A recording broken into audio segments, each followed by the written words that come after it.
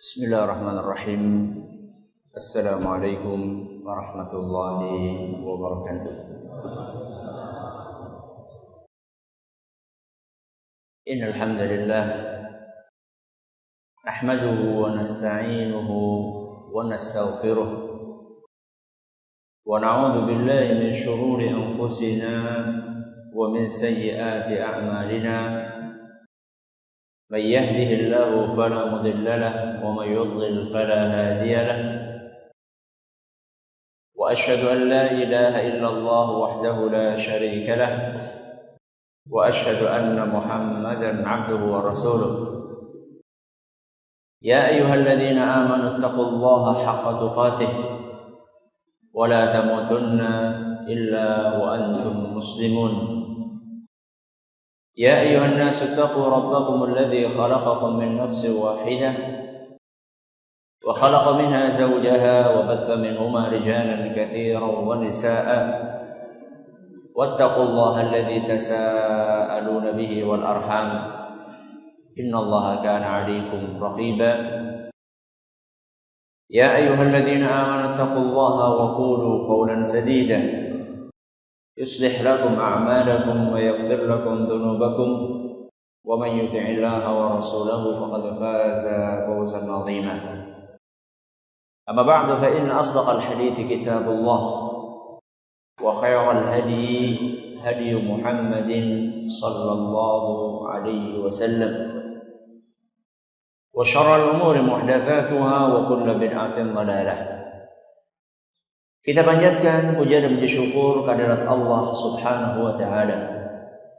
Pada kesempatan malam yang berbahagia kali ini, kita kembali diberi kekuatan, kesehatan, hidayah serta taufik dari Allah Jalla wa Ala, sehingga kita bisa kembali menghadiri pengajian rutin tafsir kita ini di Masjid Agung Darussalam Purbalingga. Kita berharap semoga Allah Tabaraka wa Ta'ala berkenan untuk melimpahkan kepada kita semuanya ilmu yang bermanfaat, sehingga bisa kita amalkan sebagai bekal untuk menghadap kepada Allah Jalla wa Ala.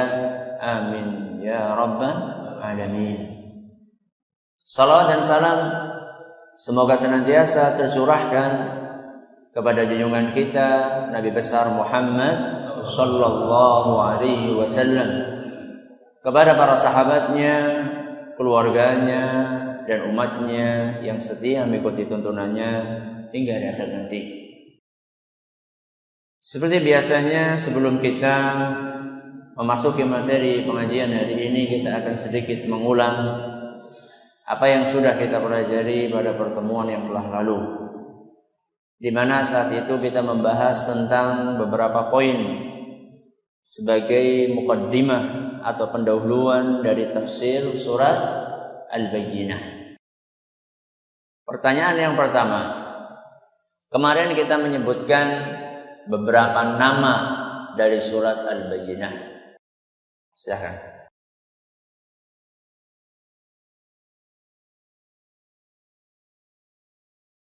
Yang ketiga surat Al-Qayyimah. Bagus. Yang pertama adalah surat Lam Yakunil Ladzina Kafaru. Kemudian yang kedua adalah surat Al-Bayyinah. Yang ketiga surat Al-Qayyimah. Pertanyaan yang kedua, telah kita pelajari bahwa surat ini secara khusus belum ditemukan hadis sahih yang menceritakan tentang keutamaan surat ini secara spesifik. Namun ada ternyata sebuah hadis yang berbunyi, man qara'a surata lam yakunil ladzina kafaru kana yaumal qiyamati ma'a khairil bariyati masa'an wa maqila. Barang siapa yang membaca surat lam yakunil ladzina kafaru, maka nanti pada hari kiamat dia akan bersama dengan manusia yang terbaik siang dan malam. Akan tetapi hadis ini ternyata palsu. Siapa yang mengatakan itu? Imam Al-Munawi. Bagus. Silakan. Pertanyaan yang ketiga, Surat Al-Bayyinah ada yang mengatakan Madaniyah, ada yang mengatakan Makkiyah. Yang berpendapat dengan pendapat Madaniyah adalah mayoritas ulama. Apa argumen yang mendukung pendapat bahwasanya surat Al-Bayyinah adalah Madaniyah?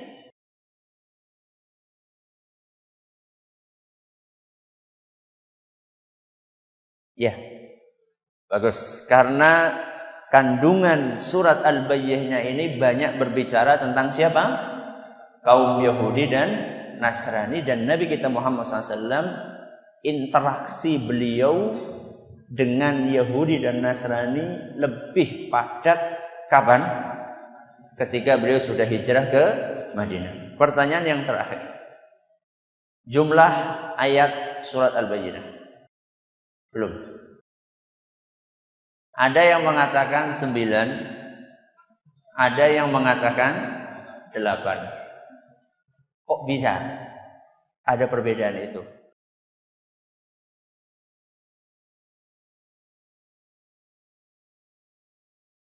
Ya, bagus.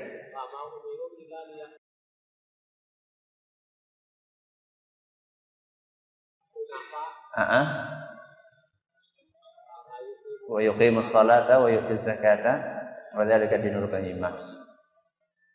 Ayat ini bisa dianggap 1 atau 2. Bagus. Silakan. Ayat wa ma umiru illa liya'budullaha mukhlishina lahuddin. Titik. Menurut sebagian ulama ini sudah 1 ayat. Menurut ulama yang lain belum. Ayatnya sampai mana? Hunafa wa yuqimus salata wa yu'tuz zakata wa dzalika dinul qayyimah. Ini sedikit mengulang apa yang sudah kita pelajari pada pertemuan yang telah lalu. Pada kesempatan kali ini kita akan memasuki materi kajian tafsir surat Al-Bayyinah. Para hadirin dan hadirat sekalian kami hormati, dan juga segenap pendengar Radio Insani 88 FM di Purbalingga, Purwokerto, Banjarnegara, Cilacap, Kebumen dan sekitarnya. Para pendengar Radio Roja di Jakarta, di Bandung, di Lampung, di Berau, dimanapun Anda berada. Para pendengar Radio Bas FM di Solotigo dan sekitarnya, Radio Kita di Cirebon dan sekitarnya, Radio Al-Hikmah di Banyuwangi dan sekitarnya, serta para pemirsa UFI TV dimanapun Anda berada. Hari ini kita akan membahas tentang tafsir global dari surat Al-Bayyinah. Sekurang-kurangnya surat Al-Bayyinah ini mengandung 5 pembahasan. Berapa pembahasan? 5. Yang pertama, bahwa surat Al-Bayyinah ini sedang mengupas salah satu perangai buruk orang-orang kafir. Surat Al-Bayyinah sedang mengupas salah satu sifat jeleknya orang kafir dari kalangan ahlul kitab maupun kaum musyrikin. Kalau dikatakan ahlul kitab itu maksudnya siapa?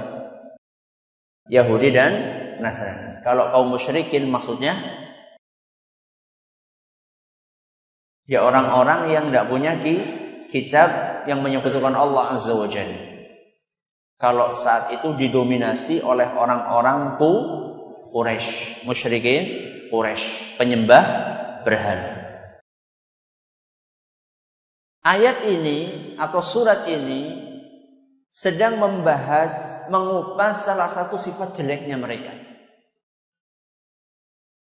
Apa sifat jeleknya? Sifat jeleknya adalah mereka dahulu sebelum diutusnya Nabi kita Muhammad sallallahu alaihi wasallam ke muka bumi. Sebelum diangkat Nabi kita menjadi rasul dan nabi, mereka mengaku pokoknya nek engko arah nabi anyar. Seandainya nanti turun nabi akhir zaman, kami akan tinggalkan agama kami dan kami akan mengikuti agama yang dibawa oleh Nabi tersebut. Ini ngomongnya kapan? Kapan ngomongnya? Sebelum Nabi kita diutus. Ternyata setelah Nabi kita diutus, bagaimana? Apakah mereka mengikuti Nabi kita Muhammad SAW atau tidak? Banyak yang tidak mengikuti. Ada yang mengikuti. Ini sifat jelek atau baik? Jelek. Kenapa? Karena kemarin janji. Katanya kalau misalnya sudah diutus Nabi terakhir kamu mau ikut. Ternyata kalian gak mau ikut. Ini yang biasa diistilahkan oleh orang Jawa. Esuk dele, sore tempe. Apa gue? Ini bukan berarti jenengan gak boleh jadi bakul tempe ya, atau jadi pengrajin tempe. Boleh. Ini cuma ungkapan saja. Esuk dele, sore tempe. Maksudnya antara yang dia ucapkan kemarin dengan kenyataannya sekarang tidak sama. Inilah karakternya orang kafir. Mencela, menjelek. Katanya kemarin mau ikut. Alasannya ada saja. Kalau ahlul kitab, orang-orang Yahudi dan Nasrani, alasan mereka apa? Alasannya, loh kami pikir diutus dari golongan kami. Dari kaum kami, Bani Israel. Ternyata dari orang-orang Arab Badui yang menurut kami itu stratanya rendah. Masa kami disuruh mengikuti orang-orang seperti itu? Gengsi. Hati-hati ya. Gengsi itu bisa menyebabkan seseorang itu meninggalkan ajaran agama. Karena alasan gengsi. Sebagian muslimah,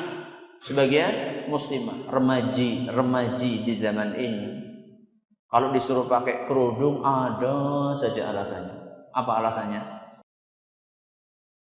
Sumuk, terus apa maning? Ora gaul. Gengsi lah, masa muda-muda kayak gini suruh pakai kerudung. Kerudung itu kan itu ibu-ibu pengajian. Masya Allah, sejak kapan ajaran Islam itu membatasi kerudung atau jilbab hanya untuk ibu-ibu pengajian? Ibu-ibu pengajian sudah sepuh-sepuh. Justru yang lebih pantas untuk pakai jilbab siapa? Sing nom-nom gue loh. Kira-kira lebih menarik mana? Kok tahu? Justru lebih berbahaya yang muda-muda itu. Bukan berarti yang tua-tua nggak perlu pakai jilbab. Kalau yang tua saja disuruh pakai jilbab, apalagi yang muda-muda. Jadi hati-hati dari penyakit gengsi. Orang-orang ahlul kitab gengsi mereka. Saya pikir dari golongan kami. Ternyata dari orang-orang ini. Wah, sorry ya. Bahasanya dewek. Ya. Dan orang-orang musyrikin juga seperti itu. Musyrikin Quraisy. Mereka sebelum Nabi kita Muhammad SAW diutus, mereka percaya dengan Rasul SAW. Bahkan Nabi kita Muhammad SAW mendapatkan julukan apa? Al-Amin. Yang terpercaya. Orang-orang musyrikin Quraisy kalau mau kemana-mana, keluar kota, keluar negeri, nitip barang itu kepada siapa? Rasul SAW. Karena terpercaya. Tapi begitu Nabi kita Muhammad SAW mengumumkan bahwa beliau diangkat menjadi Nabi dan Rasul, apa komentar mereka? Kadzab. Kadzab itu artinya pendusta. Lucu kan? Kemarin terpercaya, sekarang pendusta. Ya ini, esok dele, sore tempe. Inilah pembahasan pertama yang ada dalam surat Al-Bayyinah. Lam yakunil ladzina kafaru min ahlil kitabi wal musyrikin munfakkina hatta ta'tiyahumul bayyinah. Orang-orang Yahudi dan Nasrani tidak akan meninggalkan agama mereka kecuali setelah datangnya Nabi kita Muhammad SAW. Tapi begitu Nabi kita diutus, wa ma tafarraqal ladzina utul kitaba illa min ba'di ma ja'atuhumul bayyinah. Ternyata realitanya begitu diutus Nabi Muhammad SAW tafarraqa, terpisah. Ada yang ikut, ada yang enggak. Berarti enggak konsisten. Maka hati-hati dengan sifat tidak konsisten. Sebagian orang pak dene ora salat. Lah Mas ora sempat salat, pahal be, kesel banget. Nek nyong sugih nyong arep salat lah. Nek aku wis sugih orang mikir duit mani nyong arep salat. Ternyata Allah Subhanahu wa taala ingin ngetes. Ngetes apa? Jujur apa tidak? Ini orang mencela-mencela yang ora. Sama Allah dites, dijadikan orang kaya. Kepriwe? Muga-muga sih sholat. Tapi ada di antara mereka yang ngomong seperti itu, setelah betul-betul dijadikan orang kaya, alasannya lain lagi. Kalau kemarin sibuk kerja, sekarang sibuk ngitung duit. Wingi orang asing dihitung, siki kakayan sing dihitung. Hati-hati itu mencela-mencela itu. Atau anak-anak nih. Ora sinau kepriwe apa janji lah nek ditokokaken HP arep bakalan sinau. Bareng oleh HP malah ora sinau saking sibuke golek BBM-an, nek ora BBM-an apa? Twitteran, dolanan game, ya, Facebookan dan seterusnya. Hati-hati itu. Jangan esuk dele, sore tempe. Ini pembahasan yang pertama. Pembahasan yang pertama dalam surat Al-Bayyinah adalah mengupas tentang salah satu perangai buruk orang-orang kafir. Apa? Mencela. Ini yang pertama. Yang kedua, salah satu kandungan surat Al-Bayyinah adalah membahas tentang salah satu keistimewaan Nabi kita Muhammad sallallahu alaihi wasallam. Membahas salah satu keistimewaan siapa? Nabi kita Muhammad sallallahu alaihi wasallam. Keistimewaan itu Allah sebutkan dalam akhir ayat yang pertama. Lam yakunil ladzina kafaru min ahli alkitabi wal musyrikin munfakkina hatta ta'tiyahumul bayyinah. Bayyinah kemarin adalah keterangan yang jelas. Di antara makna al-bayyinah adalah penjelas al-haq. Membedakan antara yang benar sama yang salah. Keistimewaan diutusnya Nabi kita Muhammad sallallahu alaihi wasallam adalah untuk menjelaskan mana yang benar dan mana yang salah. Maka jangan fobi. Kalau misalnya ajaran agama kita menyalahkan yang salah dan menyatakan benar yang benar. Memang itu tugasnya Nabi kita Muhammad SAW. Loh, cukup gue loh apa-apa salah. Ya ora apa-apa salah ya. Sing salah ya salah, sing benar ya benar. Dan kita harus waspada dengan sebagian orang di zaman ini yang berusaha mengaburkan, membuat kabur itu artinya udah Melayu ya. Membuat apa? Membuat samar antara yang benar sama yang salah. Dibuat manusia itu menjadi bingung sing benar sing endi, sing salah sing endi. Dan memang itulah cara mereka untuk menyesatkan umat manusia. Wala talbisul haqqo bil batil fataktumul haqqo wa antum ta'lamun. Janganlah kalian mencampur adukkan antara yang hak dan yang batil. Wa antum ta'lamun, dan kalian tahu. Wala taktumunal haqqa wa antum ta'lamun, dan janganlah kalian menyembunyikan yang hak dan kalian tahu. Mencampur adukan antara yang hak dan batil itu spesialisasinya setan. Jadi setan itu senangnya campur adukan antara yang hak dan batil.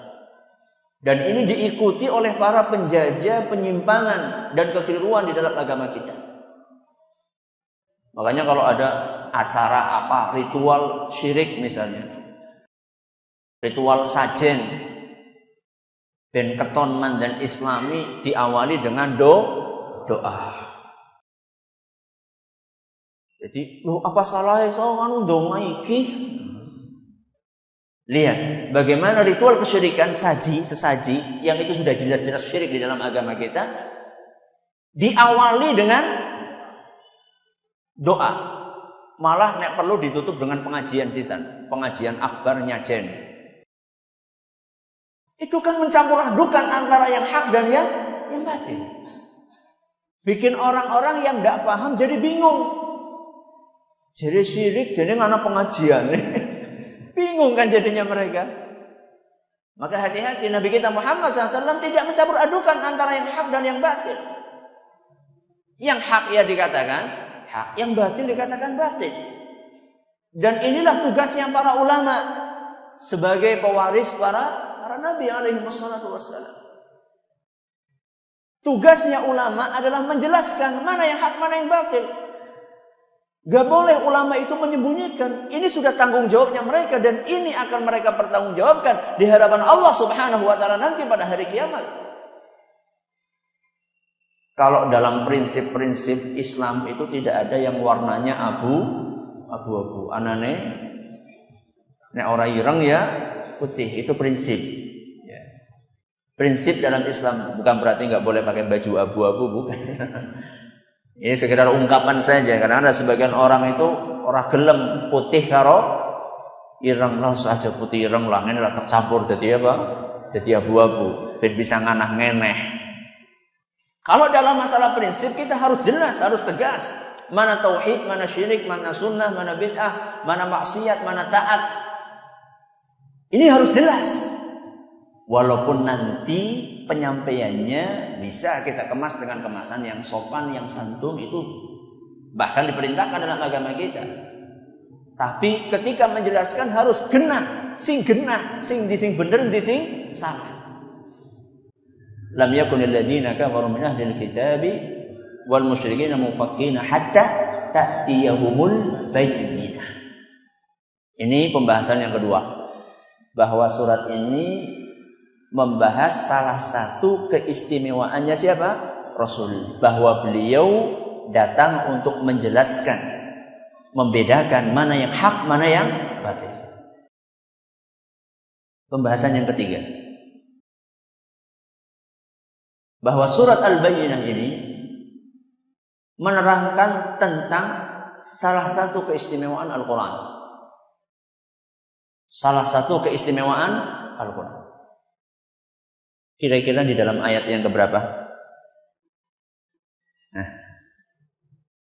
ayat yang kedua dan ayat yang ketiga. Rasulun minallahi yatslu suhufan mutahharah. Apa artinya mutahharah? Suci. Fiha kutubun qayyimah, lurus. Apa keistimewaannya Al-Quran? Salah satu keistimewaan Al-Quran bahwa Al-Quran adalah merupakan kitab yang suci dan ajaran yang ada di dalamnya itu lurus. Tidak belak-belok, lempeng jaya. Lurus ajaran yang ada di dalamnya. Pertama suci. Yatlu suhufan mutahharah. Nabi SAW membaca lembaran-lembaran yang suci itu Al-Quran. Makanya ketika kita akan membaca Al-Quran, ada etikanya enggak? Ada. Contohnya kalau mau megang disyariatkan untuk wudu suci. Coba ada enggak kitab di muka bumi ini yang kalau megang disuruh untuk suci dulu? Ada enggak? Jangan mau baca buku biologi wudu di situ apa? Enggak. Atau baca buku cerita, atau baca buku apa, sampai Sahih Bukhari pun. Sahih Bukhari itu adalah kitab yang paling sahih setelah Al-Quran. Nomor 2 setelah Al-Quran. Itu pun tidak disyariatkan untuk wudu. Padahal Sahih Bukhari. Etika. Di antara etikanya kalau baca Quran, baca apa dulu? A'udzubillahi minasyaitonirrajim. Jangan baca Quran, maca koran. Maca koran apa? A'udzubillahi minasyaitonirrajim. Enggak ada. Khusus untuk apa? Al-Quran. A'udzubillahi minasyaitonirrajim. Terus posisinya juga diatur supaya menghadap kemana? Kiblat. Disunnahkan untuk menghadap kiblat. Baca buku biasa enggak ada aturan supaya menghadap kiblat. Aturan yang lain, ketika cara membacanya pun diatur supaya dengan ilmu namanya apa? Tajwid. Ilmu tajwid. Jadi sing dawa diwaca dawa, sing pendek diwaca pendek. Enggak boleh sing pendek diwaca dawa, sing dawa diwaca pendek, enggak boleh. Kalau bahasa Indonesia kan enggak ada dawa yang ngono, pendek ya ngono. Bu ora apa-apa. Bu, ora apa-apa. Pak, ora apa-apa. Pak, ora apa-apa. Enggak ada aturan. Kalau dalam Al-Quran enggak boleh. Alhamdulillahi Rabbil Alamin. Alhamdulillahi dawa. Rabbil Alamin dawa. Enggak boleh pendek dibaca, panjang dibaca, pendek. Enggak boleh seperti itu. Kemudian juga selain tajwid, juga tartil. Tartil itu bacaannya jelas, kemudian perlahan, dalam arti perlahan itu bukan lirih ya, perlahan bacanya, genah gitu. Qul a'udzu birabbin nas. Genah ya. Orang gremeng. Sebagian orang ngaji we macane gremeng. Makhrajnya apa makhraj? Tempat keluarnya huruf beda antara ha sama ha, antara ha sama kha. Beda-beda, nggak boleh dicampur-campur. Makanya azan pun juga mirip-mirip seperti itu. Hayya 'alas shalah. Sing ngarep ha, sing mburi apa? Ha. Roli diwalik. Hayya 'alas shalah, nggak boleh. Artinya nanti akan berbeda. Apalagi baca Al-Quran. Azan aja suruh kayak gitu. Apalagi baca Al-Quran. Itu aturan. Kenapa? Karena Al-Quran adalah suhufun mutahharah. Kitab yang suci. Sehingga kita harus beretika dengan baik. Termasuk ketika meletakkannya. Para ulama menjelaskan. Kalau bisa Al-Quran itu diletakkan di tempat yang kira-kira terhormat. Ya. Bawanya juga kalau bisa pakai etika. Aja kayak gawa apa? Koran dibuntel-buntel. Nauzubillah min dzalik, terus dilebokakan apa? Sak buri. Oh, enggak boleh. Ada etikanya. Etika. Kenapa itu semuanya? Karena Al-Quran kitab yang suci. Ini baru etika secara lahiriah. Yang lebih penting dari itu adalah etika dalam hati kita. Apa itu? Meyakini bahwasanya kitab suci ini seluruh isinya benar. Seluruh isi yang ada di dalamnya benar. Kenapa? Karena yang menurunkan adalah zat yang maha benar. Siapa itu? Allah subhanahu wa ta'ala. Allah itu salah satu namanya Al-Haq. Apa? Al-Haq. Apa artinya? Yang maha benar. Karena Allah itu maha benar, berarti setiap yang disampaikan oleh Allah itu pasti benar. Dan alhamdulillah kaum muslimin di zaman kita ini dan dari dulu sampai sekarang masih banyak di antara mereka yang meyakini keyakinan ini. Bahwa Al-Quran itu benar isinya. Dan ini prinsip. Tidak ada aturan yang lebih baik dibandingkan aturan Al-Quran. Ini prinsip. Alhamdulillah masih banyak di antara kaum muslimin yang meyakini. Tapi kita harus waspada. Apa Ustaz? Muncul orang-orang di zaman ini yang berusaha menggerogoti keyakinan kaum muslimin tersebut.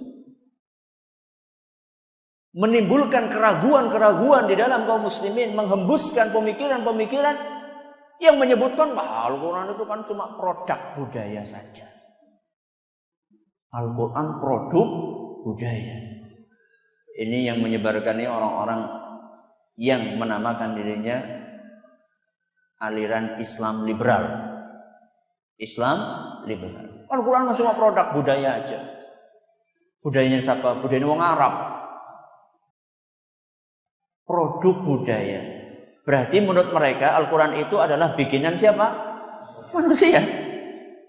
Padahal Allah Subhanahu wa taala menjelaskan dalam Al-Quran surat Asy-Syu'ara ayat 192.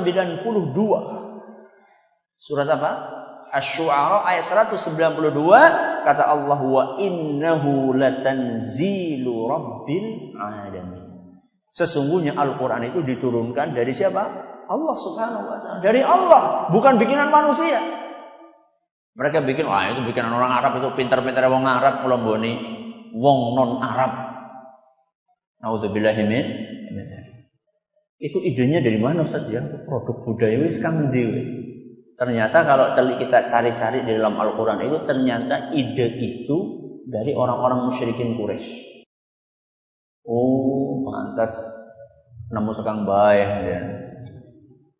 Kalau tidak percaya, baca firman Allah Subhanahu wa taala, "Idza tutsla 'alaihi ayatuna qala asatirul awwalin." Surat apa gue? Al-Mutaffifin. Surat apa? Al-Mutaffifin ayat 13. Apa artinya? Idza tutsla 'alaihi ayatuna qala asatirul awwalin. Seandainya dibacakan Al-Quran kepada mereka, komentar mereka apa? Itu kan dongengnya orang-orang terdahulu. Dongeng orang-orang terdahulu. Dirubah kalimatnya menjadi produk budaya orang-orang Arab. Mirip. Cuman mandan keton mandan keton keren. Produk budaya kan keren bahasanya. Jane yang seperti itu adalah nyontok, ngeblak ya, apa yang sudah diucapkan oleh orang-orang musyrikin dahulu. Sehingga ketika mereka mengatakan produk budaya bikinan manusia, mereka mengatakan oh berarti Al-Quran bisa dikritisi. Quran kok dikritik. Nyung kan profesor ya ora apa-apa ngritik Quran. Masya Allah, ilmunya jenengan sih sepi lah. Pengen ngerti jajal ilmunya gue jajal ditulis kabehan. Dipanggil itu profesor, doktor yang mengkritisi Al-Quran, disuruh datang, sediakan buku selusin, pulpen selusin. Jajal gue, sineng sirahe yang ada di kepala Anda, ilmu yang Anda miliki mulai dari bayi nganti jadi profesor. Tulunglah ditulisaken nggih nang buku selusin. Kira-kira dapat berapa buku? Pulpene tambahi ke nek selusin pulpene pada garing entong nggo nulis ilmune, tambahi selusin maningnya pulpene. Kira-kira habis enggak ilmunya? Kira-kira bisa tertuang enggak buku 12 biji itu bisa enggak untuk menulis ilmu mereka? Baru sampai buku yang ke-6, buku yang ke-6 bisa apa? Sentong apa maning ya? Ki pulpene urung garing-garing dene ilmune wis entong. Orang yang seperti ini mau mengkritik Al-Quran. Yang Al-Quran itu dari Allah, yang ilmunya Allah itu sebagaimana yang dijelaskan dalam Al-Quran surat Luqman ayat 27. Surat apa? Luqman ayat 27. Kata Allah Subhanahu wa ta'ala, "Walau annama fil ardi min syajaratin aqlam." Seandainya seluruh pohon yang ada di muka bumi ini dijadikan pulpen. Seandainya seluruh pohon yang ada di muka bumi dijadikan pulpen. Pirang lusin? Pohon di muka bumi. Wis ora saneng pokoke perbandingan wit ana pira? Ora ana sing tahu survei. Iya Ustaz ora ana gawean temen ngitungi wit. Kita pohon yang perbandingannya enggak bisa ngitung, apalagi pohon seluruh bumi. Itu seandainya semuanya disulap menjadi pulpen. Pulpen berarti kan butuh tinta. Tintanya apa? Kata Allah, wal bahru yamudduhu min ba'dihi sab'atu abhurin. Tintanya seluruh laut yang ada di muka bumi dirubah menjadi tinta. Masih ditambahi 7 samudra lagi. Pulpennya apa? Pohon yang ada di muka bumi. Tintanya laut semuanya. Masih dikasih bonus 7 laut lagi. Untuk apa? Manafidat kalimatullah. Untuk menulis ilmunya Allah. Tidak akan habis ilmunya Allah Azza wa Jalla. Kira-kira Allah itu ilmunya luas gak? Luas. Kalau Anda mengatakan menungsa duwe ilmu, betul? Betul gak? Betul, manusia punya ilmu gak? Punya. Allah punya ilmu gak? Punya. Terus bedanya apa? Bedanya Allah itu maha.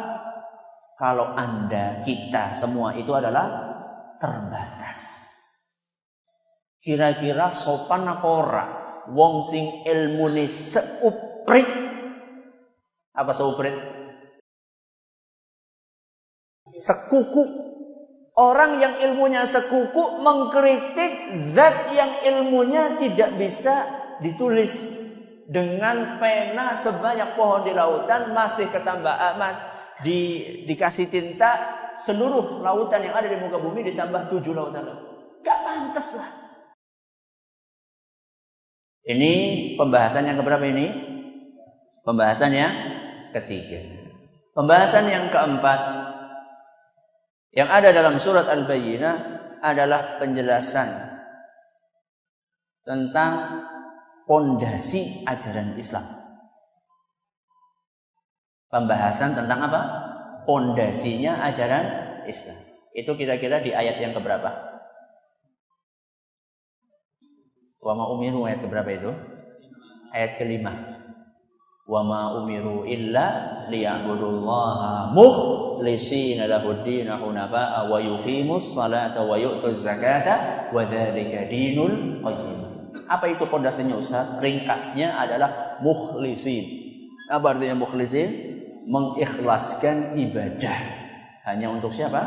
Allah. Murni. Jadi dalam agama kita itu yang namanya ibadah harus murni, tidak boleh dibagi-bagi. Makanya inilah pondasinya Islam ini yang biasa disebutkan dengan tauhid. Apa? Tauhid, akidah. Jadi ayat ini yang ada dalam surat Al-Bayyinah adalah menjelaskan tentang salah satu pondasi dasar ajaran kita. Bahwa Islam itu yang diajarkan agamanya adalah hanya menyembah satu Tuhan. Islam itu tidak mengenal Tuhan banyak. Apa namanya? Monoteisme ya? Iya. Betul. Apa? Poli apa mono? Mono kan satu ya. Monokotil kalau dikotil ya. Monoteisme. Ajaran kita adalah ajaran yang mengenal satu Tuhan.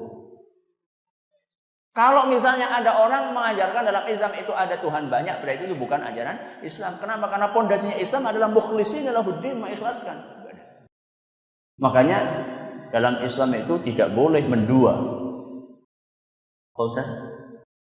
Tidak boleh mendua. Wah, si kepriwe Ustaz boleh mendua gitu.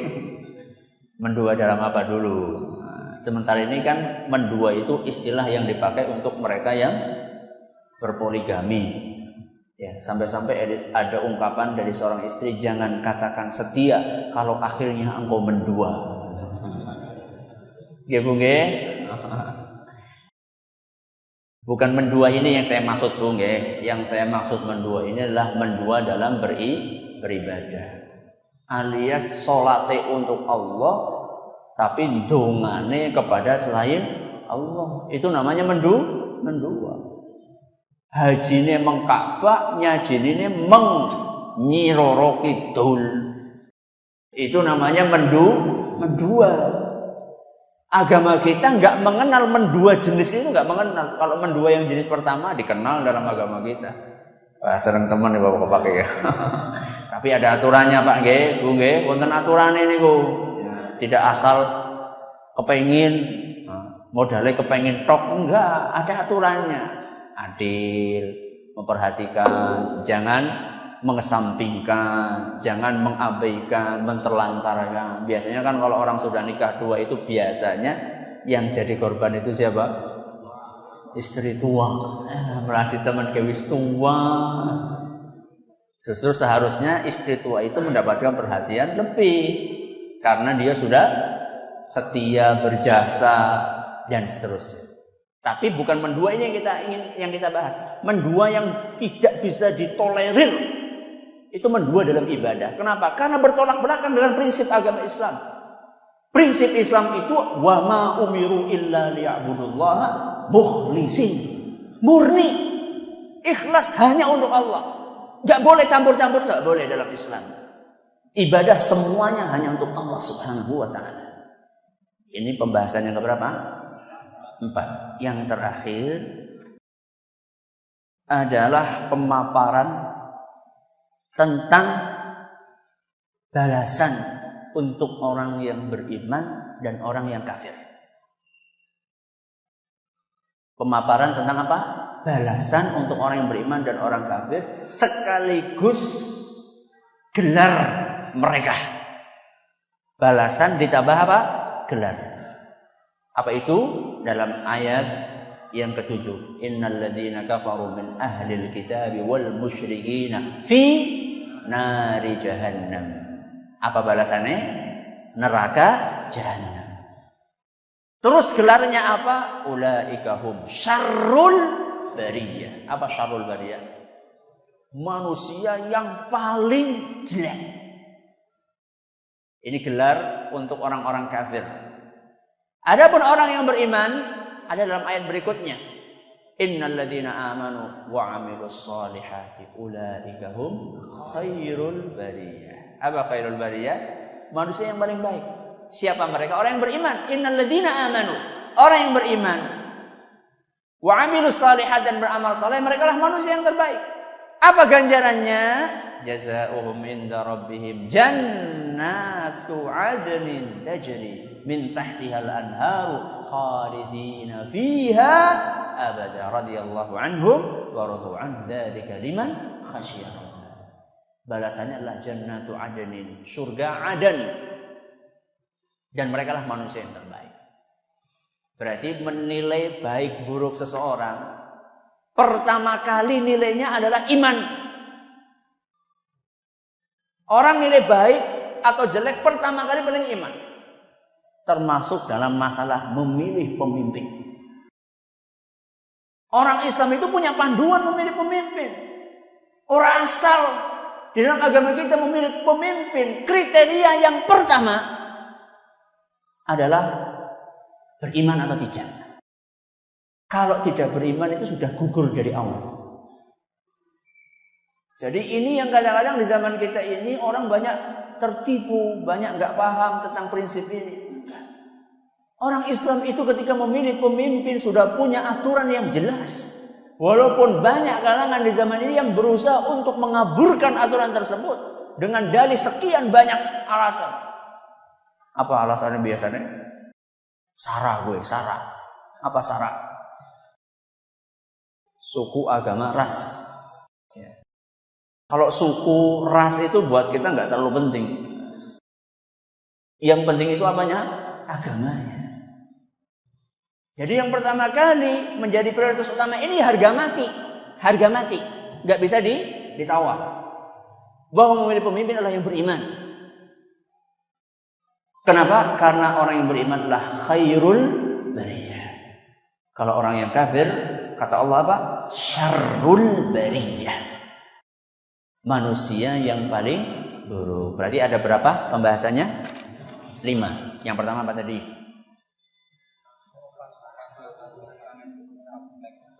Apa? Perangai buruknya orang kafir. Apa itu perangainya?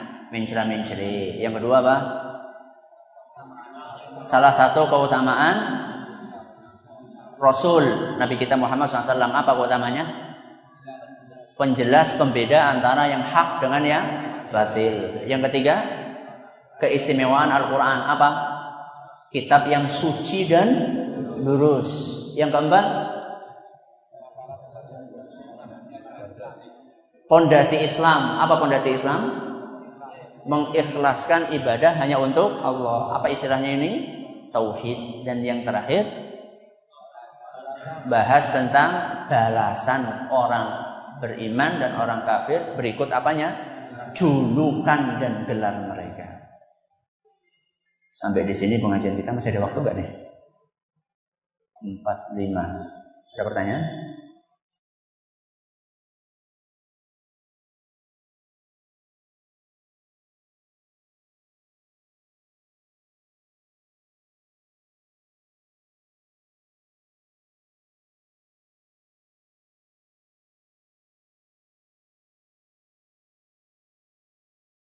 Apa? Tidak ada huruf fa. Apa? Ha. Huruf ha. Fa. Kenapa di surat Al-Fatihah nggak ada huruf fa? Tidak harus. Ya, karena di dalam surat-surat Al-Quran itu tidak harus setiap surat itu mengandung seluruh huruf hijaiyah. Tidak ada aturan seperti itu. Jadi tidak ada aturan di dalam setiap surat itu harus ada semua huruf hijaiyah. Tidak ada aturan. Bukan berarti kalau tidak ada huruf fa berarti huruf fa itu anak tiri. Tidak. Jadi tidak ada aturan seperti itu. Ya tergantung bagaimana isinya. Wallahu taala a'lam wa a'lam. Kita lanjutkan insyaallah untuk tanya jawab setelah Isya. Atas perhatiannya kami ucapkan terima kasih. Atas segala kekurangan kami mohon maaf yang sebesar-besarnya. Subhanakallahumma bihamdika asyhadu an la ilaha illa anta astaghfiruka wa atubu ilaik. Assalamualaikum warahmatullahi wabarakatuh. Bismillahirrahmanirrahim. Alhamdulillahirabbil alamin wassalatu wassalamu ala nabiyina Muhammadin wa ala alihi wa sahbihi ajma'in. Kita bacakan beberapa pertanyaan yang masuk sesuai dengan kemampuan yang bisa kita berikan. Yang pertama, bagaimanakah sholat ketika ada satu imam laki-laki dan satu makmum perempuan? Depan belakang. Depan belakang. Imamnya di depan, makmumnya perempuan di belakang. Apakah parfum yang ada kandungan alkohol haram dipakai dan membuat sholat kita tidak sah? Para ulama berbeda pendapat, apakah alkohol itu termasuk minuman keras atau tidak? Kemudian, apakah minuman keras itu najis atau tidak? Untuk kehati-hatian, seandainya ada parfum yang tidak memakai alkohol untuk sholat itu lebih baik. Untuk kehati-hatian. Walaupun sebenarnya pendapat yang mengatakan bahwa alkohol itu tidak najis juga cukup kuat. Sehingga kalau dikatakan sholatnya tidak sah ya mungkin terlalu berat untuk dikatakan seperti itu. Tapi untuk kehati-hatian, alhamdulillah banyak parfum yang tidak pakai alkohol. Saya pernah baca hadis yang berbunyi barang siapa adzan selama 12 tahun surga wajib baginya, setiap hari adanya dicatat 60 kebaikan dan setiap iqamatnya dicatat 30 kebaikan. Apa maksud dari 12 tahun? Adzan secara berturut-turut setiap sholat 5 waktu atau tidak? Dan apakah orang yang qomat saja tidak adzan dapat setengah pahala orang yang adzan? Kami belum pernah dengar hadisnya. Yang berbunyi seperti itu. Bukan berarti adzan tidak memiliki keutamaan. Adzan banyak keutamaannya, cuman yang keutamaan hadis ini kami belum pernah mendengarnya.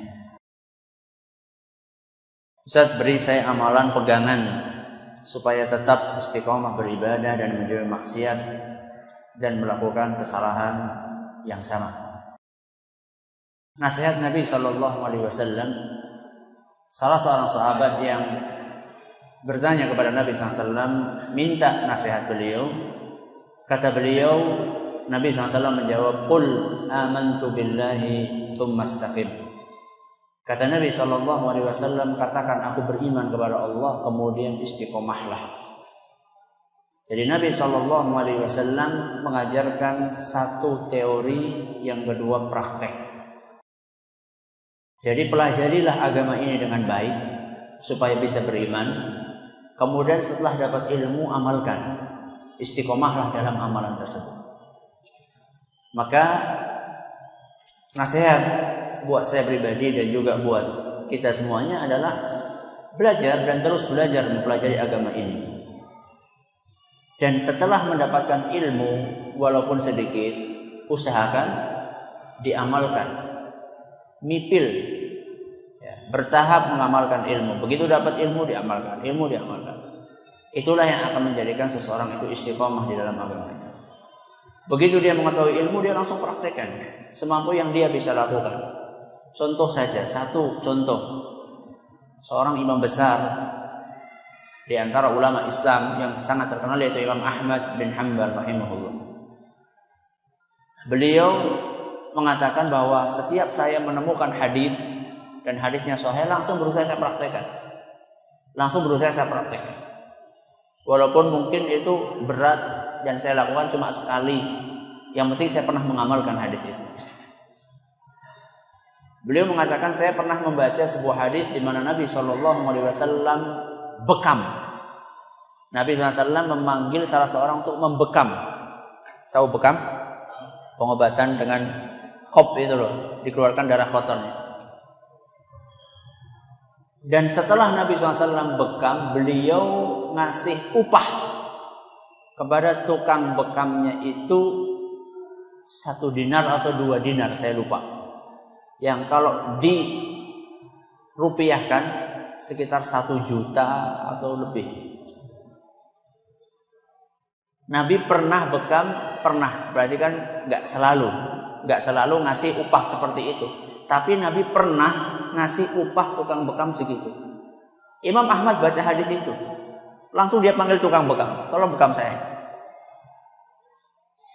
Nggak ada maksud untuk bekam sebelumnya. Begitu baca hadis ini dia langsung, oh Nabi pernah bekam dan kasih uang segini. Langsung beliau panggil tukang bekam, selesai bekam langsung dikasih segitu. Jadi mereka nemu hadis belum diamalkan, berusaha diamalkan. Gak kayak kita kan numpuk ilmu tuh banyak sekali sampai bingung mana yang mau diamalkan. Misalnya kita tahu baca doa, baru belajar doa sebelum makan, langsung dipraktekkan. Atau doa setelah azan, walaupun kita belum hafal, langsung dipraktekkan, dicari di mana itu catatannya. Kemudian dibaca. Itulah yang membuat seorang istiqomah. Tidak angat-angat kuku. Aja saya yang mampu. Jangan angat-angat kuku. Sholat baru belajar, sholat berjamaah di masjid. Langsung praktekkan. Gak usah undur-undur besok-besok. Orahan engkosit. Gak usah pakai engkosit. Karena kita nggak tahu umur kita. Bagaimana berbakti kepada orang tua yang sudah meninggal? Banyak didoakan antara lain. Apa? Mendoakannya Allah maghfir lahu warhamhu wa'afihi wa'fu anhu. Kemudian menziarahi makamnya. Kemudian juga bersedekah atas nama beliau. Terus juga menyambung hubungan dengan teman-teman orang tua atau saudara-saudaranya. Itu adalah termasuk bentuk berbakti kepada orang tua setelah meninggal. Ustaz, apa bacaan setelah sholat jenazah? Setahu kami tidak ada bacaan setelah sholat jamaah, setelah sholat jenazah. Bacaan doanya di dalam sholat jenazah. Di dalam sholat jenazah. Kalau setelah sholat jenazah kami belum mengetahui tuntunannya untuk membaca doa tertentu. Wallahu taala a'lam. Ustaz, bagaimana posisi makmum ketika mendapati imam yang posisi sholatnya duduk?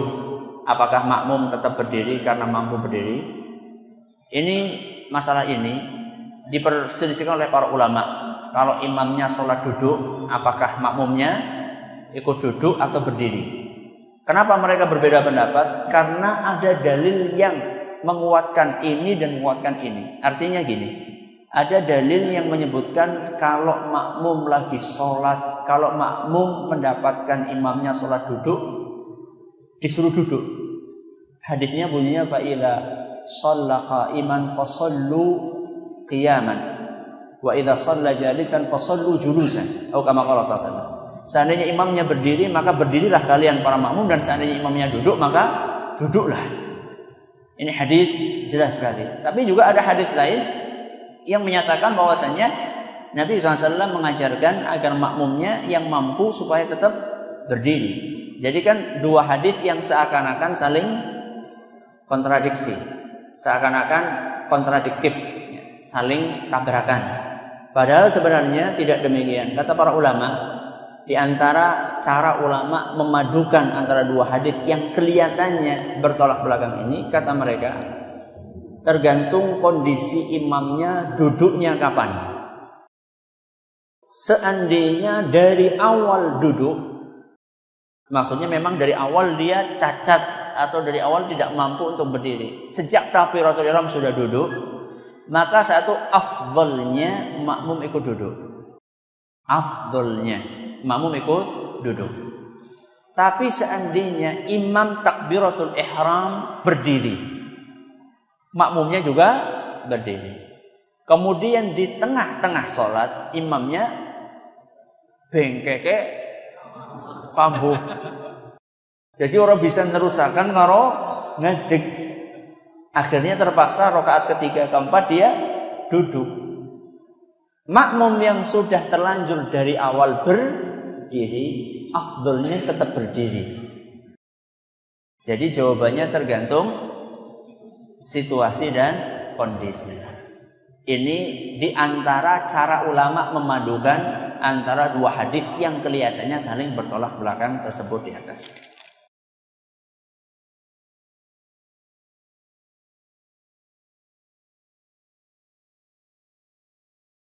Ustaz, mohon penjelasannya tentang azan pada sholat Jumat yang biasanya ada yang melakukan 2 kali dan ada yang 1 kali.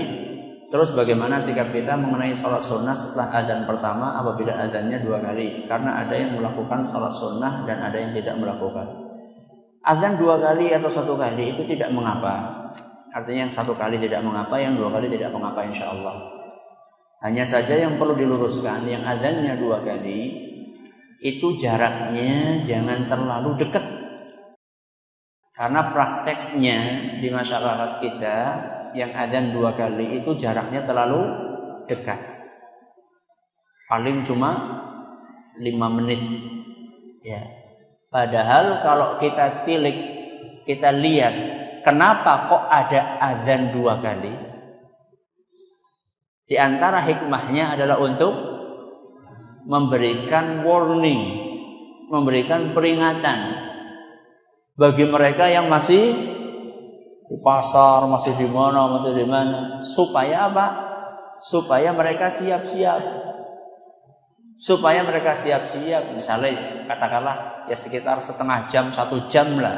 Jadi nek padane zuhur Jumat hanya jam 12 misalnya, maka jam 11 sudah azan. Untuk mengingatkan yang di sana masih di kantor, yang masih di sawah. Nek 5 menit. Apa kira-kira ngoyok? Ya. Jadi sebenarnya azan pertama untuk mengingatkan yang di sana-sana. Bukan untuk mengingatkan yang di dalam masjid. Dalam masjid sudah siap. Jadi azan pertama, 1 azan atau 2 azan, insya Allah masing-masing punya argumen. Cuman yang azannya 2 ini jaraknya dia apa? Direnggangkan. Cuman kalau mau praktek seperti itu harus ada sosialisasi terlebih dahulu. Jangan sampai nanti tahu ujuk-ujuk jam 11 azan. Jam 11 wis azan, apa iki salat apa iki salat duha apa? Karena enggak ada sosialisasi. Jadi ketika kita akan mengamalkan suatu sunnah amalan, itu diusahakan aja dadak, azan dadak. Kasih apa dulu? Kasih pengarahan supaya tidak kaget. Kadang-kadang orang menolak suatu sunnah bukan karena dia menolak sunnahnya, tapi karena dia kaget, nggak tahu gitu. Ya apa maning dia? Jadi perlu, dan itu pun juga lama mungkin waktu untuk sosialisasinya lama, mungkin bisa sampai sekian bulan terlebih dahulu diomongin lama gitu. Jadi nggak langsung ujuk-ujuk. Ya. Terus mengenai sholat sunnah setelah adzan pertama. Ini mungkin yang dimaksud salat qobliyah Jum'ah. Wallahu alam, sepengetahuan kami yang sangat terbatas, setahu kami hadis-hadisnya dinilai lemah oleh para ulama mengenai qobliyah Jum'ah. Wallahu alam. Kalau orang masuk masjid setelah adzan pertama, dia sholat tahiyatul masjid tidak apa-apa. Tapi kalau niatnya qobliyah Jumat, setahu kami hadisnya dinilai dhaif oleh para ulama. Wallahu ta'ala a'lam.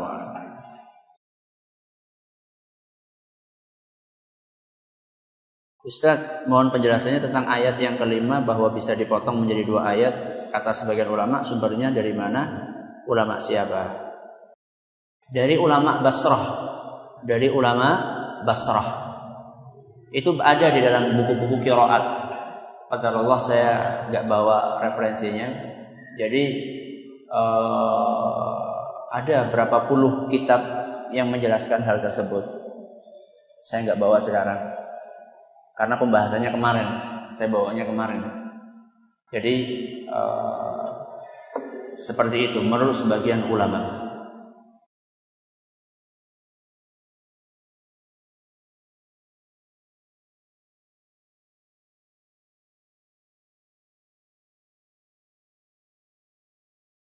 Wallahu ta'ala a'lam wa a'lam. Terima kasih atas perhatiannya, mohon maaf segala kurangnya. Silakan.